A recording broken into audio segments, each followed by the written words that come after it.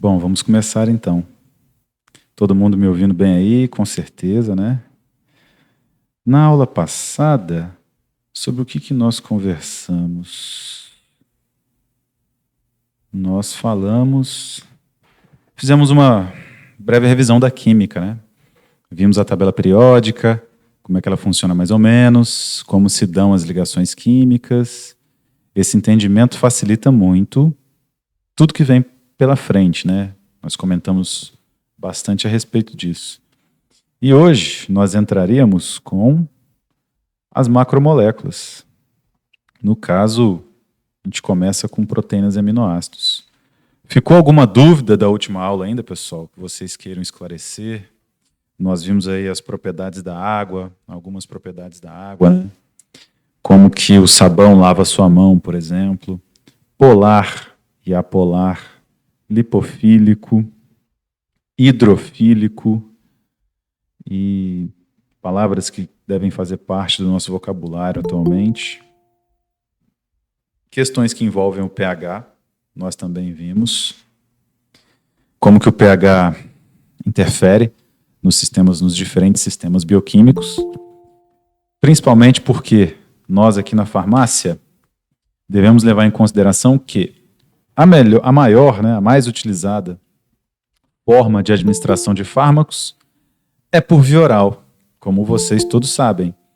E por via oral nós temos diferentes pHs fisiológicos, seja no estômago, seja no intestino. E esse pH influencia na absorção de fármacos. Mostrei para vocês um exemplo lá que foi o ácido acetilsalicílico, que é um fármaco ácido, como o próprio nome já diz.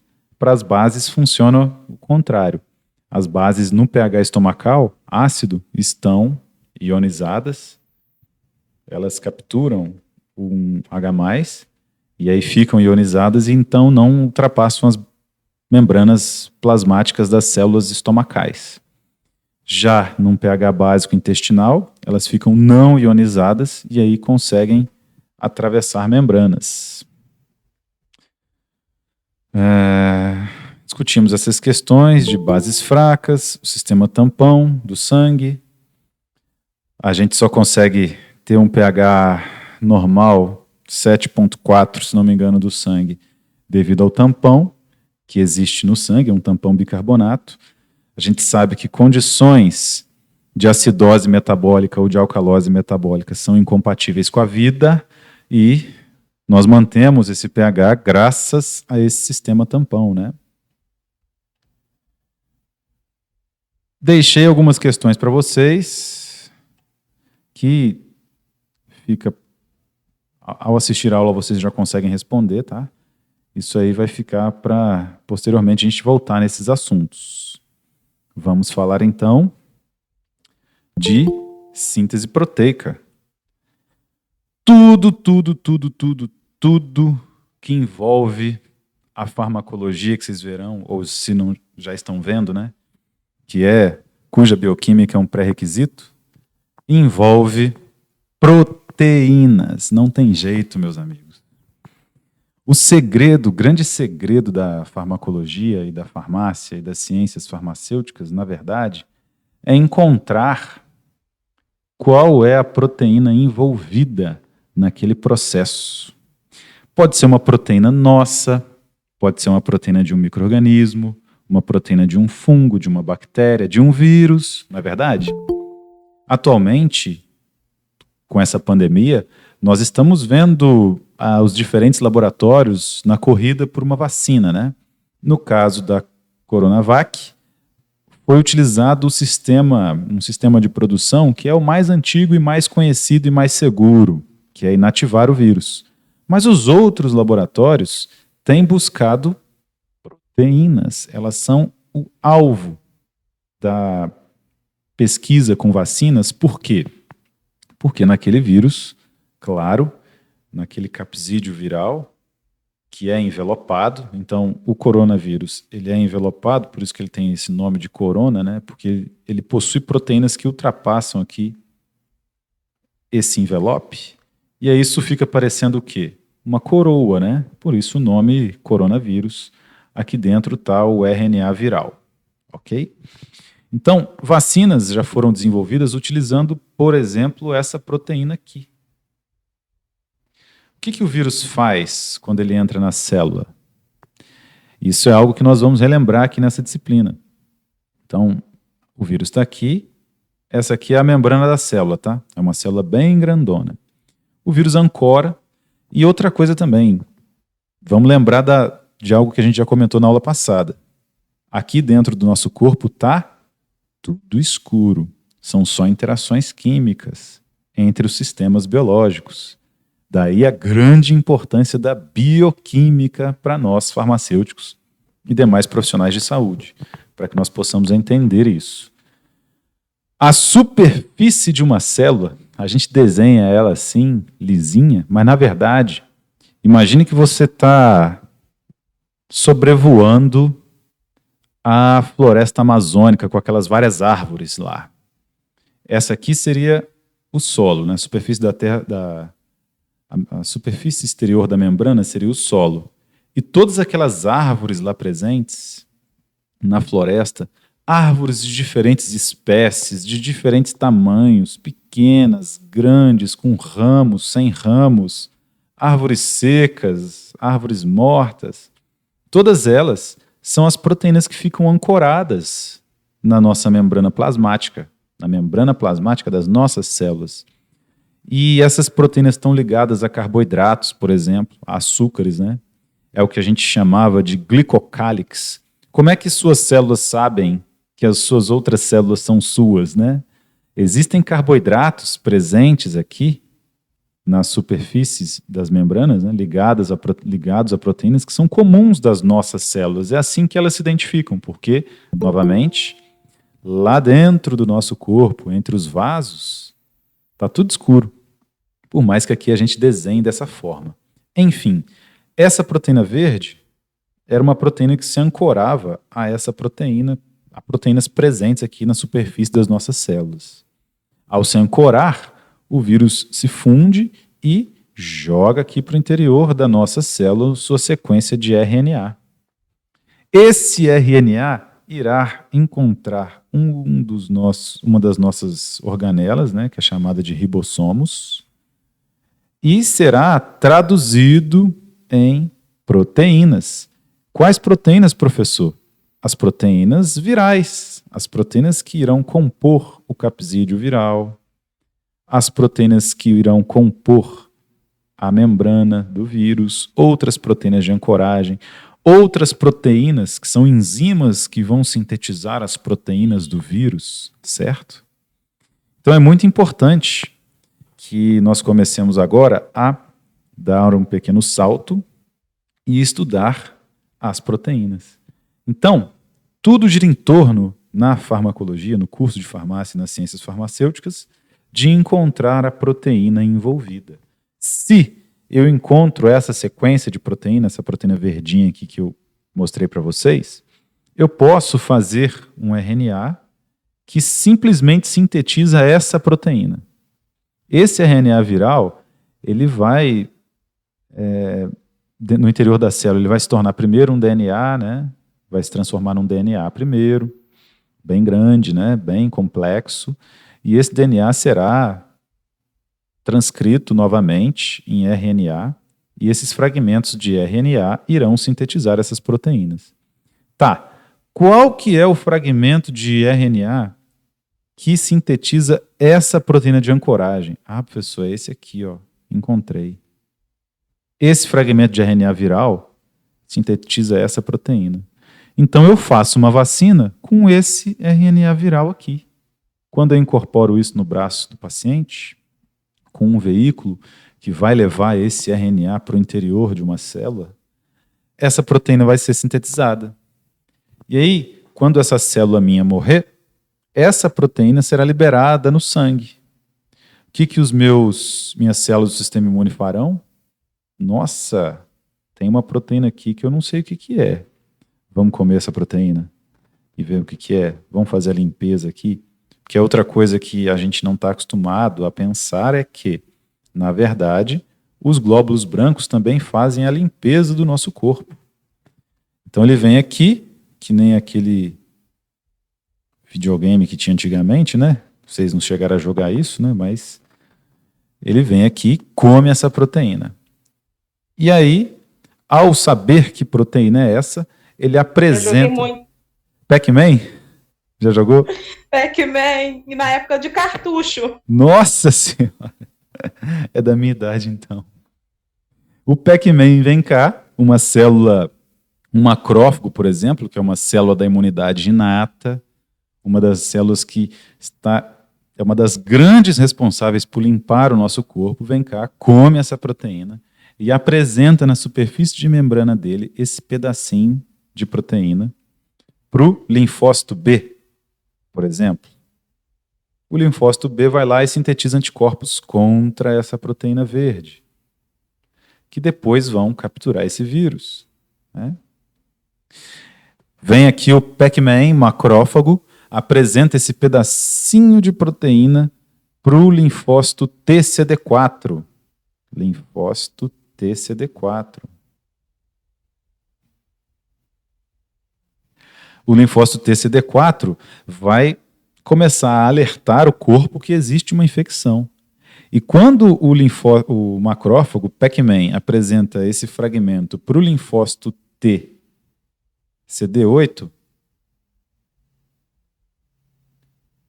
o linfócito TCD8 fica ligado, porque ele é uma célula assassina, assim como as natural killers. Se ele verifica a presença dessa proteína aqui na superfície de uma célula, por exemplo, ele vai lá e mata essa célula, CPF cancelado. Complexo, né? Expliquei tudo isso para vocês aqui rapidinho, nesse improviso de aula, mas nós teremos a oportunidade de ver isso acontecendo passo a passo. No final dessa disciplina, você vai ser capaz de entender tudo isso aqui que está acontecendo, porque eu vou fazer vocês escreverem esse passo a passo. Tem que saber disso, por quê? Você vai ver aquela reportagem do Jornal Nacional e não vai saber explicar para os seus familiares. O seu paciente, que é seu cliente, vai te procurar na farmácia ou no laboratório de análises clínicas, você não vai saber explicar para ele o que está acontecendo. E você tem que, como profissional de saúde, chamar a responsabilidade para si. E esse entendimento básico vai te acompanhar depois, lá na frente, nas outras disciplinas, tá? Então, dei um exemplo para vocês aqui de síntese proteica envolvendo um vírus, mas nós veremos isso, a princípio, na célula, tá? Então, nós falaremos aí de síntese proteica e dessas grandes moléculas que são as proteínas. Como é um assunto que é muito utilizado nas provas de concurso também, eu vou detalhar para vocês as proteínas e as peculiaridades que envolvem as proteínas. Vou mostrar para vocês todos os aminoácidos, peptídeos e proteínas. Os aminoácidos são o que a gente chama de building blocks. A casa em que você está é construída de tijolos, né? Os aminoácidos são os tijolos das proteínas. Então, a gente tem que dar parabéns novamente ao engenheiro que projetou o nosso corpo, porque quando ele nos fez, ele pegou lá 26 aminoácidos, se não me engano, e a partir dele é possível criar toda uma complexidade imensa de proteínas com as mais variadas funções possíveis e imagináveis do nosso corpo. E a receita para fazer todas essas proteínas está onde? No nosso DNA, que também nós veremos profundamente aí ao longo da disciplina. As proteínas têm estruturas diferentes. Nesse ponto eu vou detalhar para vocês essas estruturas. Vamos falar do gene P53, que envolve aí a função de uma proteína que é chamada proteína P53, que está associada a uma doença que é muito prevalente, sobretudo quando nós envelhecemos cada vez mais. Alguém acerta o nome da doença? Que tem a ver com a proteína P53 e com o gene P53? Alguém? Deixa eu ver no chat.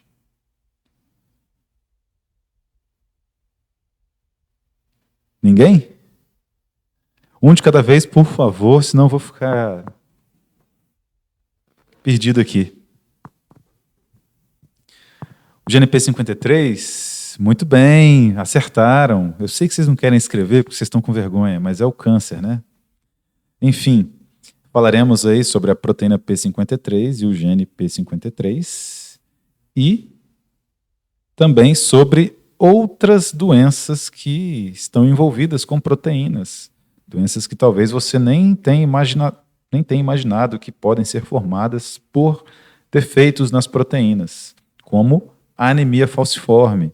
Dando um spoiler aqui, como o próprio nome já diz, as hemácias na anemia falciforme, né, que deveriam ser globulares e sem núcleo, elas têm formato de...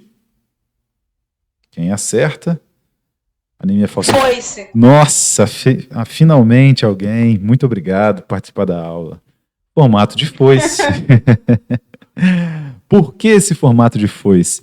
Por que as hemácias são vermelhas? Você já se perguntou um dia, quando seu dedo sangrou, nossa, o sangue é vermelho?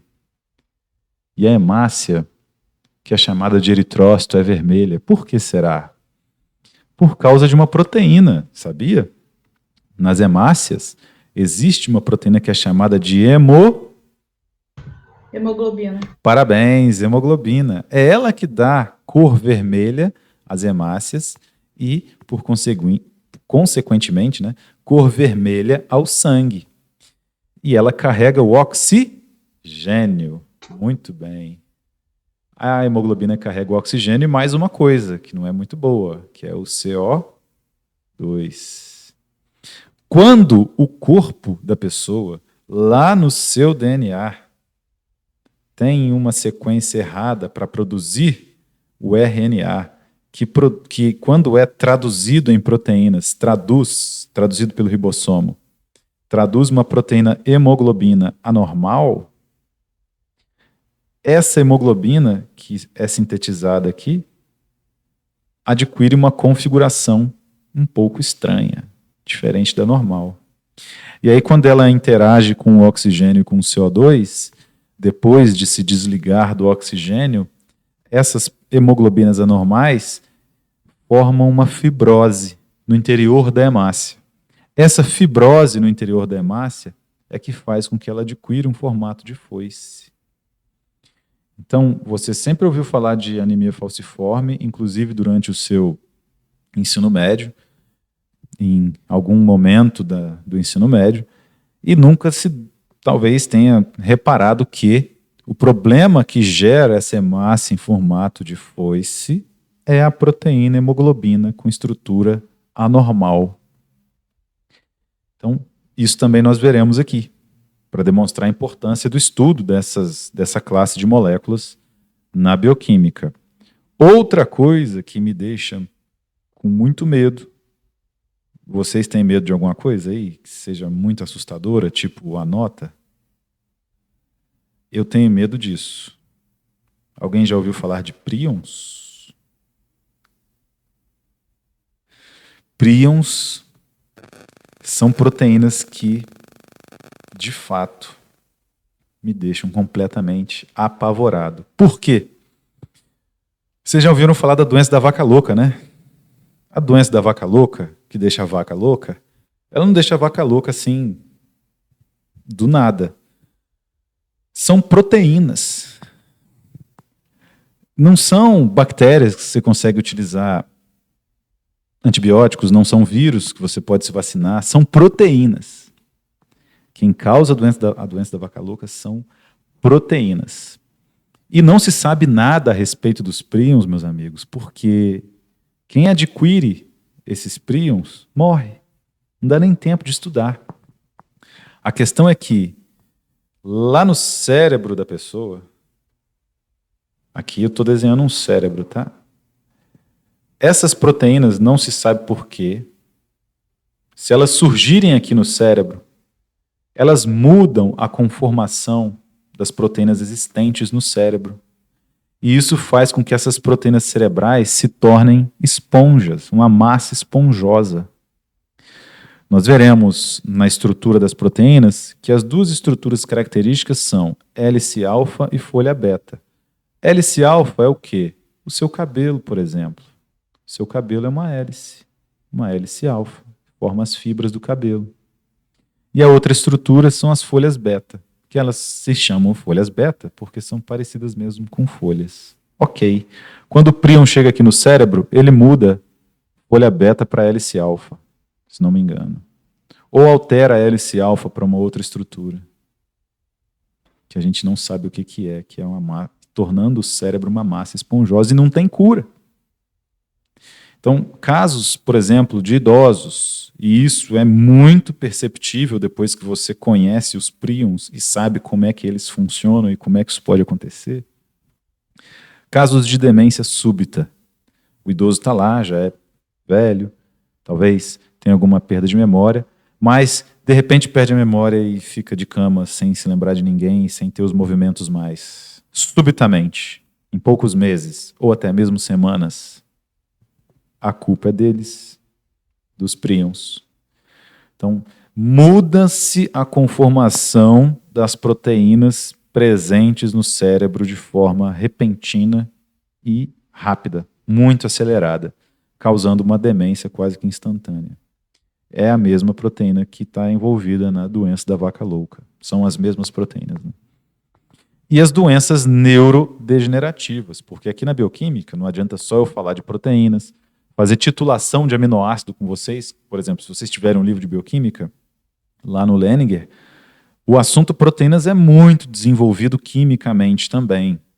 No seguinte fato: aminoácido.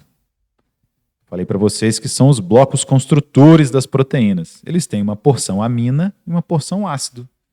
A amina é base. Se não sabiam, fiquemos sabendo disso desde então agora. Então, os aminoácidos têm um duplo caráter, básico e ácido na mesma estrutura. Então, eles são utilizados, por exemplo, para titulação. Você possui aminoácidos que precipitam em determinado pH. Se for um pH ácido, aquele aminoácido que tem um caráter mais básico precipita num pH mais ácido. O aminoácido que tem um caráter mais ácido precipita num pH mais básico. Tem essas curvas de precipitação. Nós não vamos entrar nisso. Vamos aplicar o conhecimento bioquímico no que interessa para o dia a dia do farmacêutico. E quando... Professor. Pois não, Iris. Licença, a dúvida da Tamires e da Stephanie é mais ou menos a minha. Como que a pessoa é acometida pelos prions e se a doença de Alzheimer tem relação com eles também ou é totalmente diferente? Não tem relação com Alzheimer. O Alzheimer é diferente. Os prions ninguém sabe. Infelizmente, é um mistério ainda como é que funcionam os prions. E como é que essa proteína vai parar lá no cérebro da pessoa, se ela mesmo sintetiza, se ela adquiriu isso de algum lugar, se é alimentação, não se sabe. E aqui nesse tópico, doenças neurodegenerativas, entra também o Alzheimer. Como que acontece o mecanismo de ação pelo qual o Alzheimer surge, tá? Também está relacionado com proteínas. O Alzheimer é bem diferente do Parkinson. Tá? Então aqui a gente consegue tratar o Alzheimer. A gente sabe que nós temos agora, a partir de agora, vocês não podem mais se esquecer disso, o sistema imune não é só para proteger contra vírus e bactéria, ele limpa os produtos do nosso metabolismo. Tá? Eles são excelentes profissionais do setor de limpeza do corpo. E eles também limpam proteínas que porventura tenham sido sintetizadas de forma errada no nosso corpo. Então, desenhei o cérebro ali e no cérebro nós temos neurônios, né? Vou fazer um neurônio aqui para vocês, um neurônio bem bonito. Axônio, dendritos, sinapse, fenda sináptica, etc. Aqui existe uma síntese proteica muito intensa, porque eu preciso sintetizar os neurotransmissores, eu preciso fazer essa célula funcionar, eu preciso de proteínas motoras, porque o núcleo está aqui, certo? Quando eu sintetizo essas proteínas, que vão ser liberadas lá na sinapse, elas estão sendo sintetizadas numa vesícula aqui. Quem que vai carregar essa vesícula daqui até aqui? Proteínas motoras. Aí essa vesícula se funde a essa membrana e libera o conteúdo lá na fenda sináptica, não é verdade? E o que funciona, professor? Vocês nunca viram as proteínas motoras? Eu vou mostrar para vocês. Eu vi no técnico. As proteínas motoras são maravilhosas.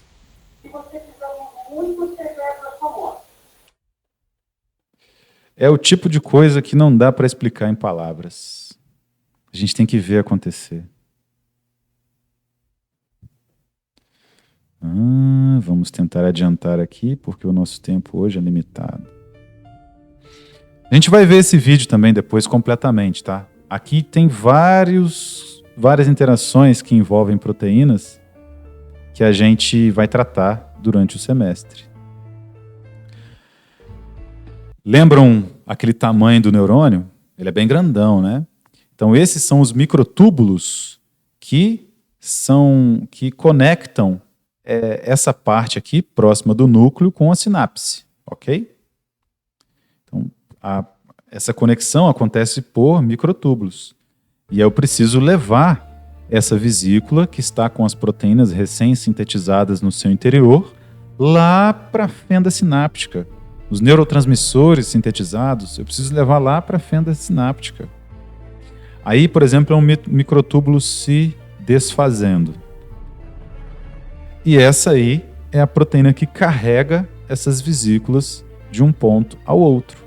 Aí está em slow motion, tá? Porque isso acontece de forma muito rápida.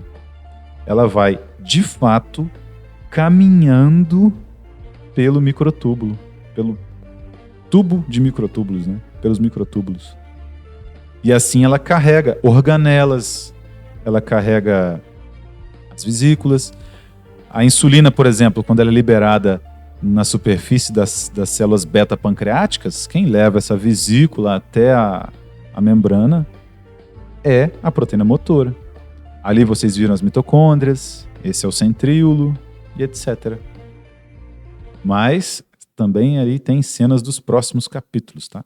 Podem ficar tranquilos que nós vamos explorar esse vídeo aí com certeza mais para frente. Então, na doença de Alzheimer, esse neurônio que está aqui, ao sintetizar proteínas, ele sintetiza proteínas que estão com uma estrutura defeituosa, que não são mais utilizadas. Só que, com o avançar da idade, a nossa capacidade de lidar com esses produtos do metabolismo diminui. Então, o sistema imune já não fica mais tão eficiente. Então ele olha ali e fala, poxa, não vou conseguir dar conta de limpar isso. E aí essas proteínas se acumulam. Proteínas defeituosas, sintetizadas pelos neurônios. Ela acumula em vesículas? Não, né? Fora das vesículas. Mas aí qual que é o problema? Quando essa célula, porventura, morre e libera essas proteínas aqui, no interstício celular, né, como é conhecido, o espaço entre as células, as células do sistema imune, os macrófagos, começam a ter que limpar isso. Só que ele não dá conta, porque é muita coisa. Então, quando esse acúmulo de proteínas defeituosas fica maior do que o macrófago, qual que é a alternativa que o macrófago tem? Na verdade, ele, como não consegue mais fagocitar essas proteínas, ele libera as suas enzimas digestivas para o exterior. E essas enzimas digestivas que o macrófago aqui está liberando se acumulam também, destroem essas proteínas, só que aí isso vira uma bagunça danada. E isso forma o que a gente chama de corpúsculos de Levy. Então, como esse problema que não tem mais jeito, essas enzimas acabam por destruir outros neurônios adjacentes, destruindo as conexões sinápticas, destruindo o tecido nervoso, o sistema nervoso central. E deve-se a isso o surgimento e o avançar do Alzheimer nos nossos pacientes, infelizmente. É a falta de capacidade de lidar com proteínas que estão sendo sintetizadas de forma errada, que é normal no avançar da idade. E o sistema imune já não tem mais como limpar essa bagunça, e aí vira uma bola de neve. Não tem jeito de fazer essa limpeza, não tem como abrir a cabeça da pessoa, ir lá e retirar os corpúsculos de Levi ou Levi.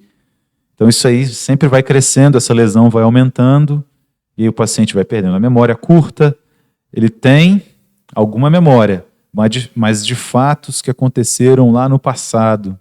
Agora, a memória curta é a primeira a ser afetada, a memória de curta duração, né?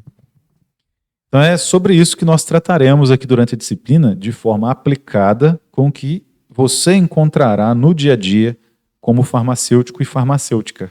Porque nós atendemos muitos idosos, e é preciso saber o que está acontecendo para que aquele idoso se cuide melhor ou compreenda a própria doença e aceite aquela condição. A gente consegue superar. Nós também somos grandes candidatos a ter essa doença um dia, infelizmente, é a vida. Se a gente chegar até a idade, essa idade, né, de 80 anos, 85, 90 anos, muito provavelmente estaremos expostos a essa condição. Mas o paciente tem que primeiro aceitar que é assim, que essa é a vida e que não tem para onde correr. Então, às vezes no atendimento farmacêutico, enquanto você está ali com o seu cliente na sua sala fazendo glicemia, aferindo a pressão, verificando o IMC e dando boas coordenadas para o tratamento medicamentoso dele, essas questões surgem. E a gente só consegue se aprimorar nesse âmbito quando a gente executa de forma exemplar aquelas disciplinas que estão mais envolvidas com a saúde pública, por exemplo. Nós teremos estágio relacionado à saúde pública. Nós já estamos verificando entre nós professores como é que isso vai ser feito, mas é na hora que você vai lá no asilo, por exemplo, e conversa com um idoso que já tem uma perspectiva de morte diferente da sua, porque infelizmente ele está mais próximo disso, devido à própria natureza da vida, é que você vai aprimorando esse seu lado farmacêutico, para fazer com que o paciente consiga aceitar aquela doença e se trate. Existe qualidade de vida, e nós vendemos qualidade de vida, hoje nas farmácias principalmente, que é o campo de maior atuação da gente, né, de nós farmacêuticos aqui da região. Nós não vendemos mais medicamento, nós vendemos bem-estar. Então, é preciso que a gente se adapte a vender esse bem-estar. Mas existe também qualidade de morte, tá? Tem pacientes que, por exemplo, um paciente que tem câncer, está no estágio terminal, se você estiver no hospital, você vai ter que conversar com esse paciente. E aí? Como é que você conversa com uma pessoa assim, que está nesse caso? Se você não tem experiências na sua família, fica difícil de chegar lá e desenvolver, né, o seu trabalho. Então a gente tem que capturar essa percepção no dia a dia aí, enquanto estudantes, para aprimorar isso durante o trabalho. E é algo bem difícil para muitas pessoas, mas é possível. Tá? Nós vamos fazer esse teste aqui. Síntese proteica.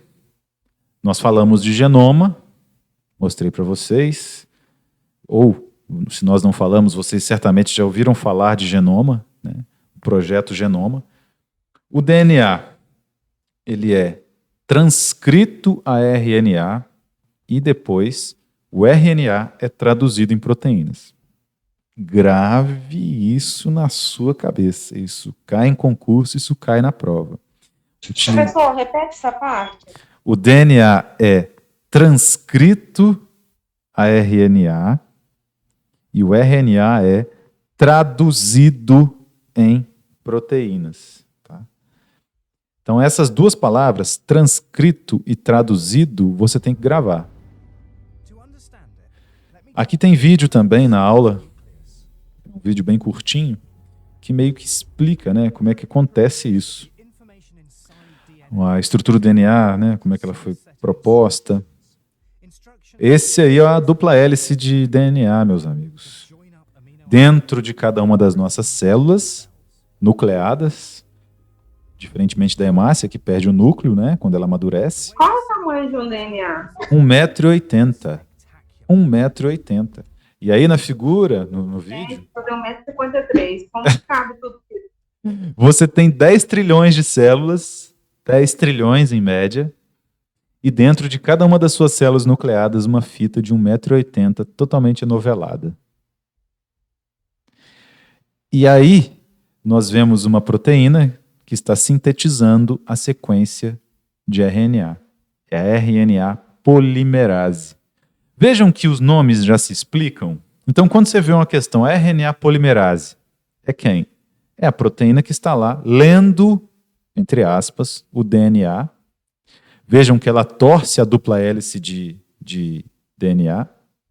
Ela abre essa dupla hélice, né, para ir passando e transformando um dos lados da fita em uma fita de RNA.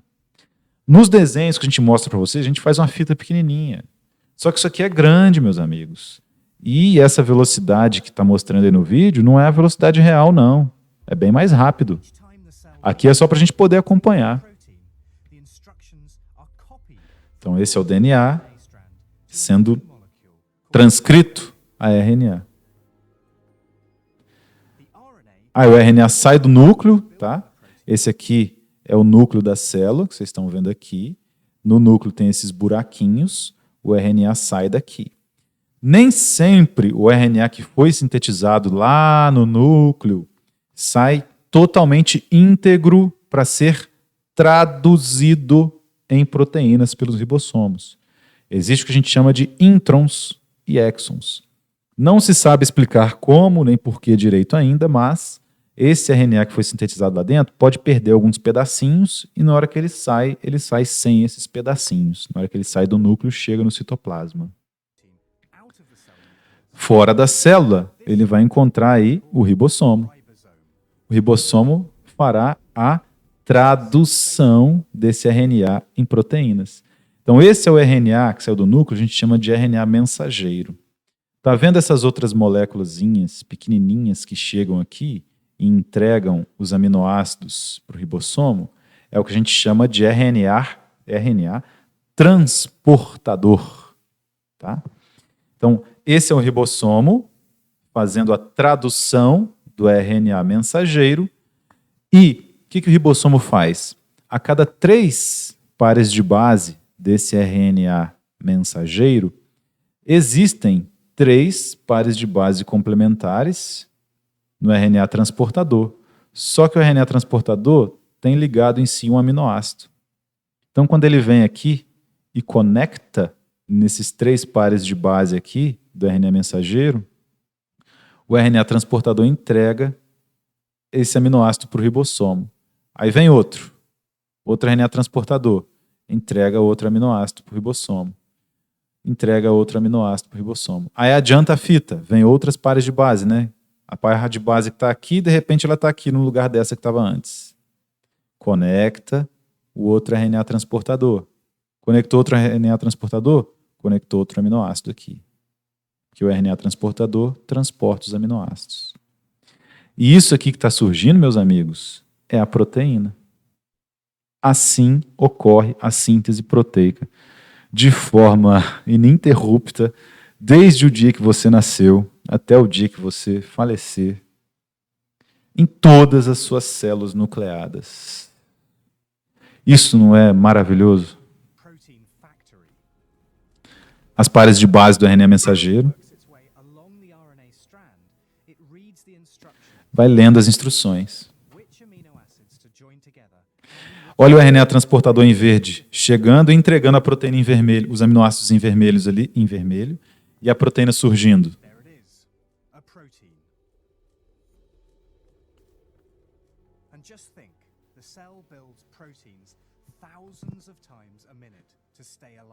É isso, meus amigos. Essa é a maravilhosa bioquímica. Bem-vindos ao maravilhoso mundo da bioquímica.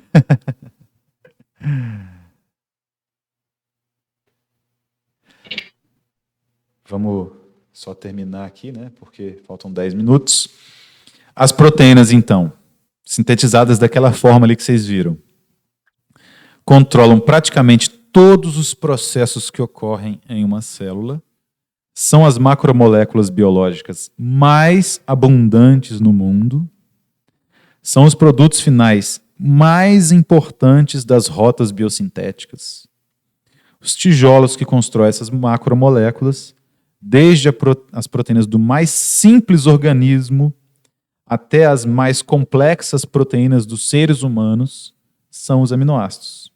E existem 20 aminoácidos diferentes para construir todas essas proteínas. Aqui eu pus um Lego. Então existem 20 peças de Lego disponíveis, apenas essas 20 configurações.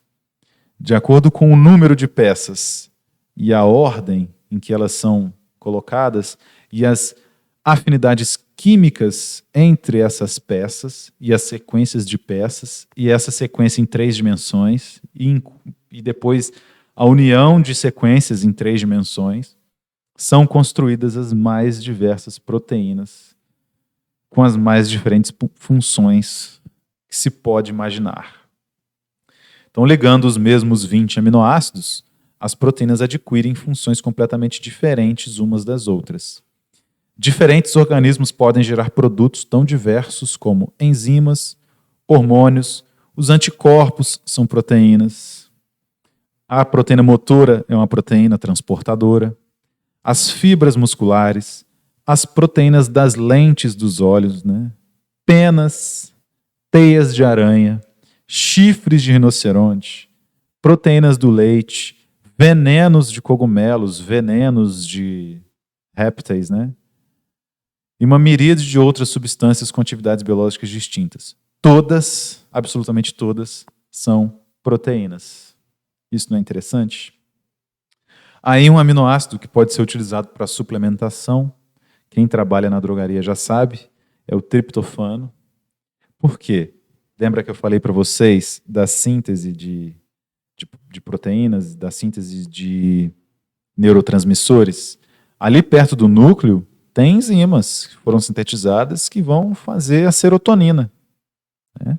A serotonina vai ser colocada nas vesículas, vai ser transportada lá para perto da fenda sináptica, no neurônio pré-sináptico, vai ficar ali armazenada.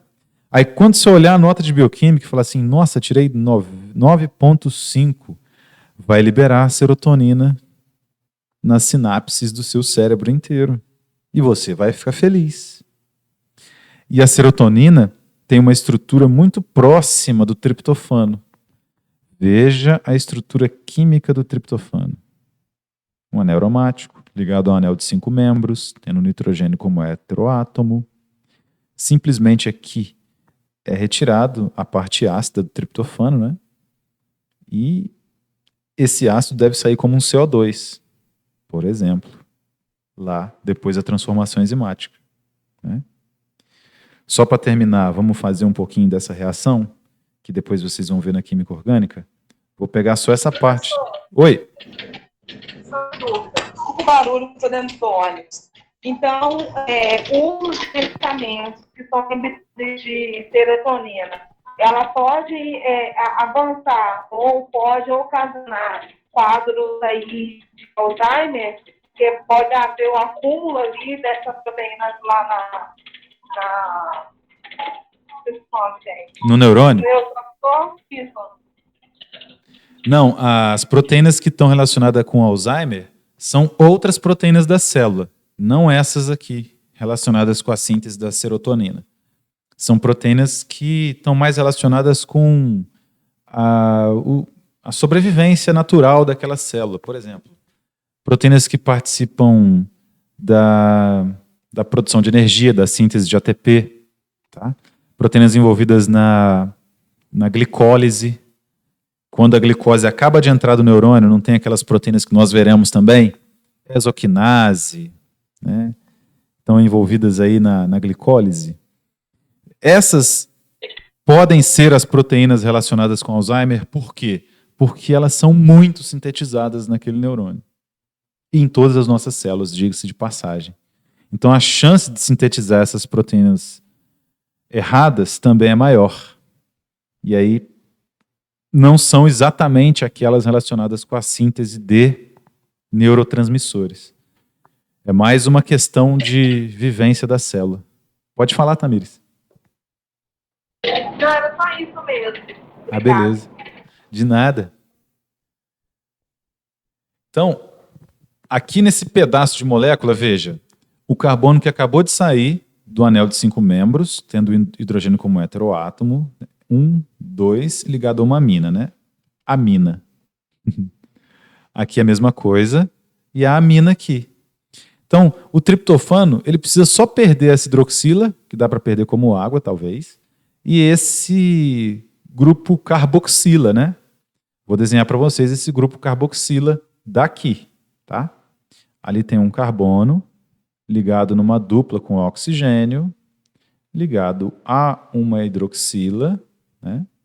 Opa, vai me atrapalhar isso aqui.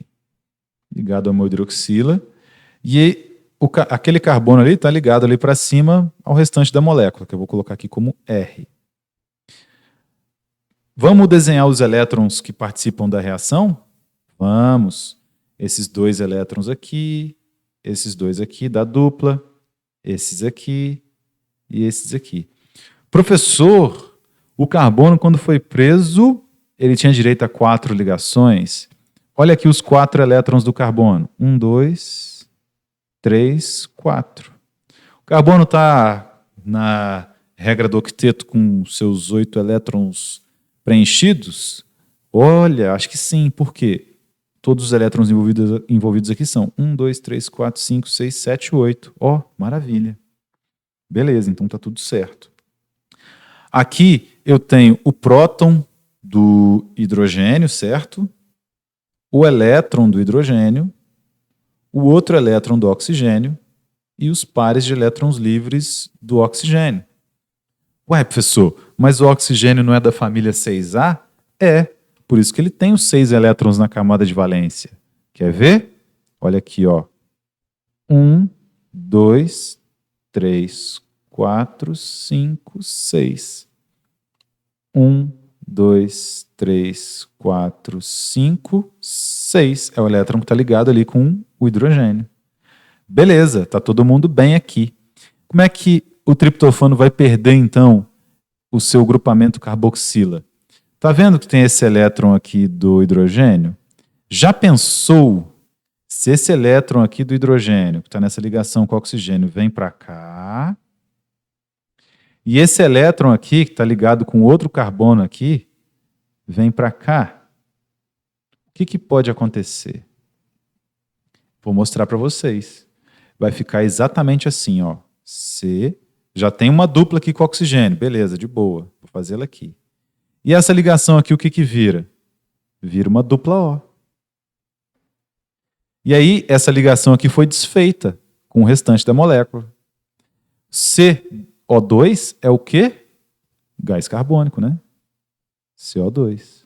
Isso aqui vai simplesmente ser transportado depois para a hemoglobina da hemácia jogar isso no seu pulmão para você expirar.